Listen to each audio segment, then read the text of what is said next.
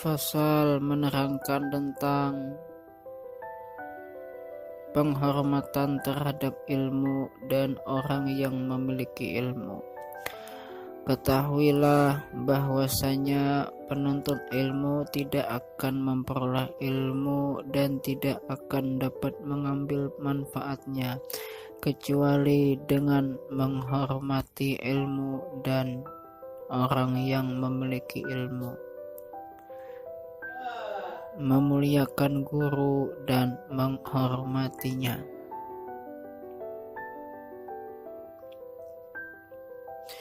Dikatakan orang, tidaklah berhasil orang yang telah berhasil dalam menuntut ilmu, melainkan dengan menghormati tiga hal tersebut.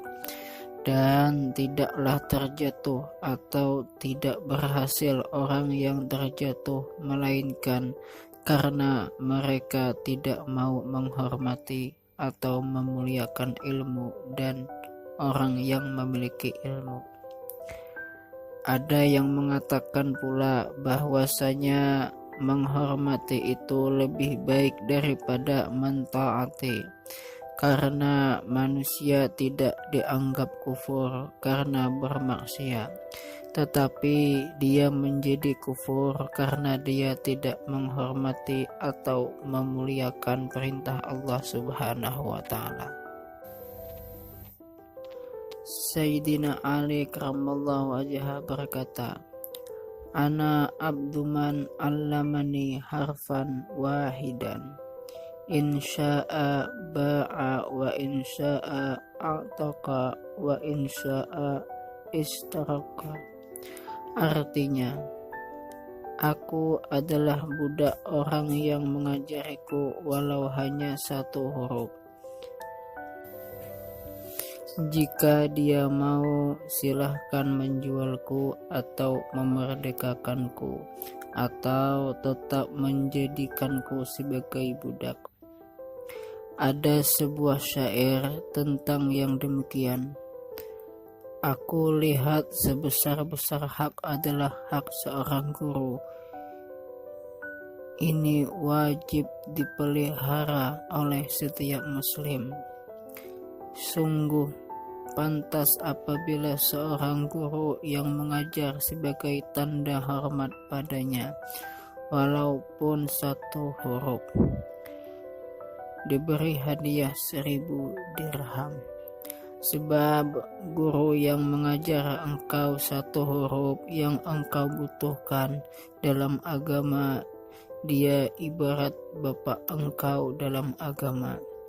Berkata Ustadz kita Syekh Imam Sadiduddin Asy-Syairazi, guru-guruku berkata, barang siapa yang ingin anaknya menjadi orang alim, maka dia harus menghormati para ahli fikih, memuliakan mereka, menghormati mereka, dan memberi sedekah kepada mereka. Jika ternyata anaknya tidak menjadi orang alim, maka cucunya yang akan menjadi orang alim.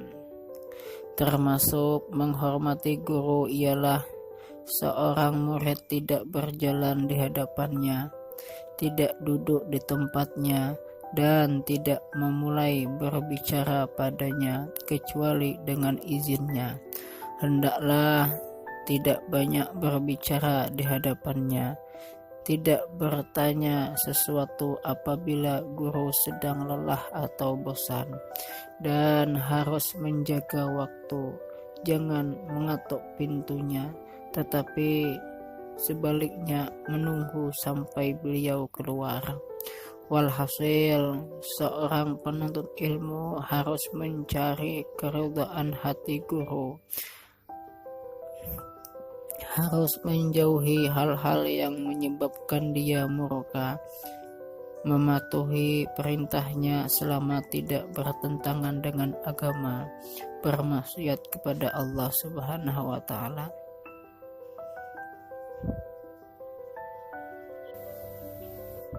Karena tidak boleh taat kepada makhluk untuk bermaksiat kepada Allah Subhanahu wa Ta'ala.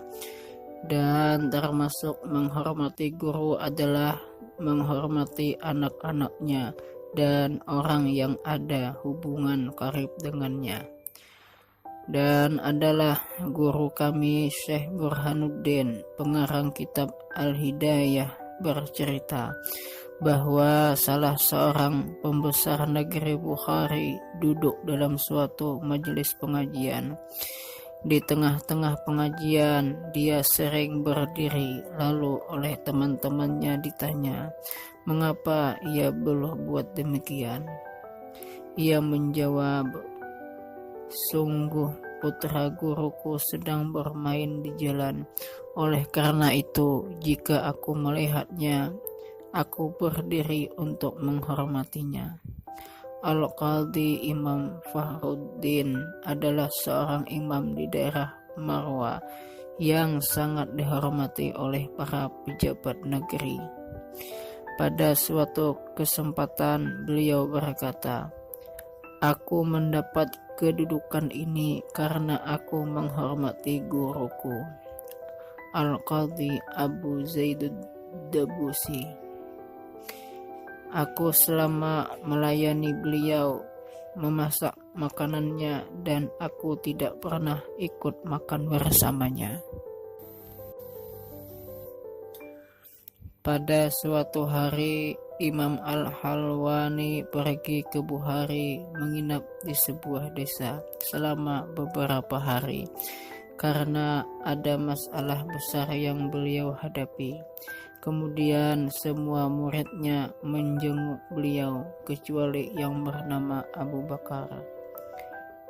Lalu ketika bertemu Abu Bakar, beliau bertanya, mengapa engkau tidak menjengukku? Abu Bakar menjawab, maaf guru, aku sibuk melayani ibuku. Lalu beliau berkata, semoga engkau diberi panjang umur, tetapi engkau tidak diberi ketenangan dalam belajar. Kenyataannya, kata-kata guru tersebut benar-benar terjadi. Abu Bakar tinggal di desa sepanjang waktunya. Oleh karena itu, para penuntut ilmu tidak boleh menyakiti hati gurunya, karena belajar dan ilmunya tidak akan diberkahi dan tidak akan bermanfaat ilmunya kecuali sedikit. Seorang penyair berkata, sungguh guru dan dokter keduanya tidak akan menasihati kecuali apabila dimuliakan. Maka rasakanlah penyakit engkau jika engkau membangkang pada dokter, dan terimalah kebodohan engkau apabila engkau membangkang kepada guru. Diceritakan bahwa Khalifah Harun ar-Rasyid mengirim putranya kepada Ahmad al-Asma'i supaya diajari ilmu dan akhlak yang terpuji. Kemudian pada suatu hari Harun ar-Rasyid melihat Al-Asma'i sedang berwudu, membasuh kakinya dengan air yang dituangkan oleh putranya. Melihat hal itu, Harun ar-Rasyid menegurnya, aku kirim anakku kepada engkau supaya engkau ajari ilmu dan akhlak.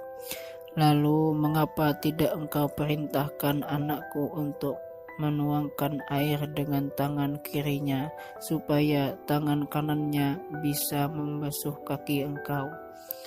Termasuk duduk menghormati ilmu ialah menghormati kitab. Maka hendaklah bagi penuntut ilmu bahwa tidak memegang atau mengambil kitab kecuali dalam keadaan suci. Diceritakan dari Syekh Al-Imam Syamsul A'immah Al-Halwani bahwa beliau berkata, aku memperoleh ilmu ini karena aku menghormatinya. Aku tidak pernah memegang atau mengambil kitab kecuali aku dalam keadaan suci. Asy-Syaikh Al-Imam As-Sarhasi pernah sakit perut.